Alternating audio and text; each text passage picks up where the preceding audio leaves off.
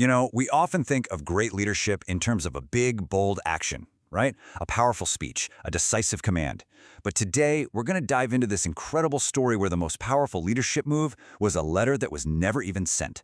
It's this amazing lesson in fury, frustration, and, well, the surprising strength you can find in restraint. And it all boils down to this one core principle that really guided Abraham Lincoln's life. So, this was it. Judge not, that ye be not judged. This was Lincoln's favorite quotation, his personal mantra. It was all about empathy, about holding back.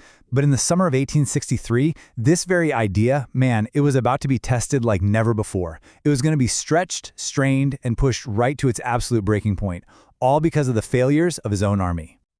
Okay, so to really get inside Lincoln's head here, you've got to picture the sheer crushing pressure of the Civil War.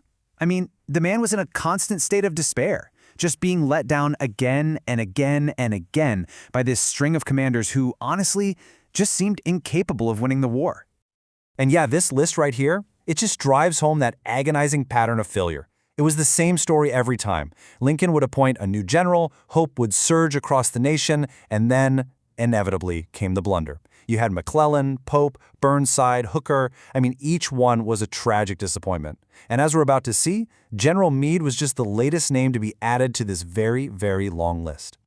And what's crazy is, while pretty much half the country was savagely condemning these generals, and you can't really blame them, Lincoln, he held his peace. He had this motto, with malice toward none, with charity for all.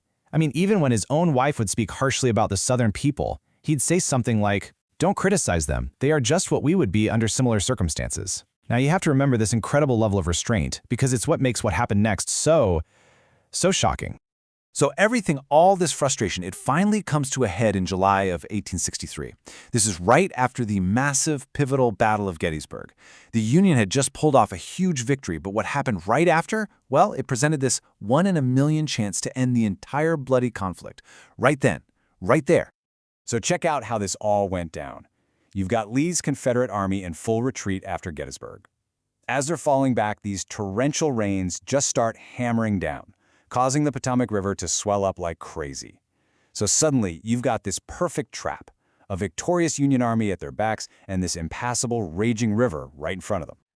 I mean, the reality of it was just so simple. Lee was completely and utterly trapped. And from Washington, Lincoln saw this with crystal clarity.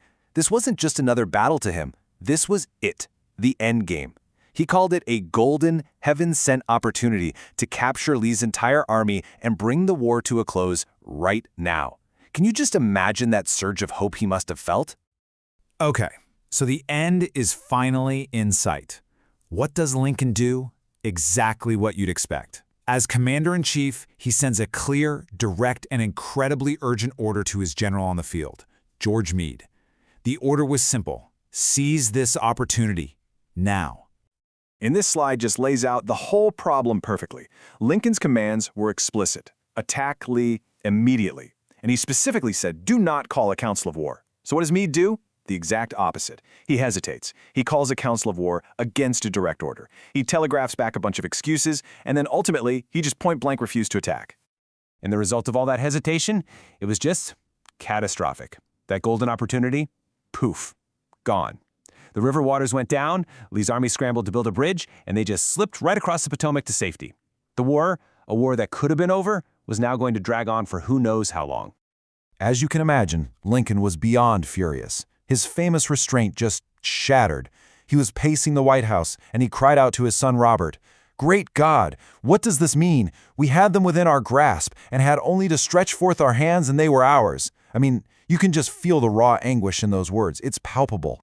So in that moment of just bitter disappointment and white-hot rage, Lincoln does what he often did. He sits down at his desk. He has to get this fury out, to channel it somewhere. And so he picks up his pen and he starts writing a letter to General Meade. Now you gotta remember, Lincoln was known for being super conservative and restrained with his words. So for him to write something like this, it was basically the 19th century equivalent of a devastating public takedown. He wrote, "Your golden opportunity is gone, and I am distressed immeasurably because of it." It sounds calm, but for Lincoln, this was absolutely crushing. So just put yourself in General Meade's shoes for a second. You get this letter from the President of the United States, and it's basically telling you that you personally, just single-handedly prolonged the Civil War. I mean, how in the world do you even begin to react to something like that? Well, the answer is he didn't. He never saw it. Lincoln never mailed the letter. It was found years later, folded up neatly among his private papers after he died. And for me, this is the most fascinating part of the whole story.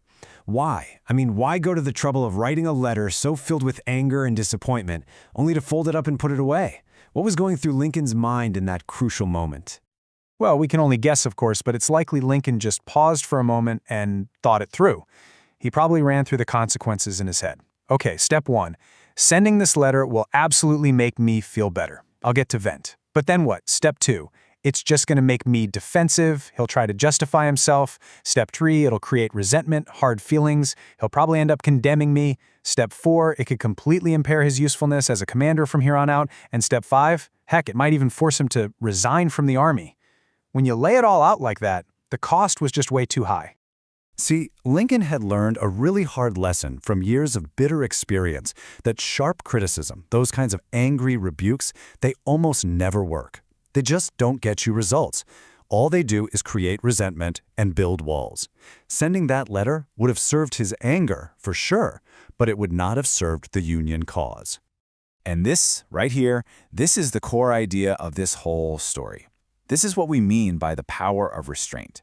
It's that deep understanding that true strength in leadership, it often lies in knowing what not to say and what not to do. Sometimes, the most powerful action is no action at all. Just let that sink in for a second. The strongest leadership move is knowing when not to speak. In a world that's all about hot takes, instant reactions, and firing off that angry tweet, Lincoln's silence here teaches us this timeless, powerful lesson. Real strength isn't always about speaking your mind. It's about having the wisdom to know when silence will actually achieve more. And so, that's the question I really want to leave you with today. In your own life, I mean at work, in your relationships, wherever, think about Lincoln's unsent letter. When have you felt that fire, that urge to criticize? And when is choosing not to send that email or not to make that comment? When is silence your most powerful tool?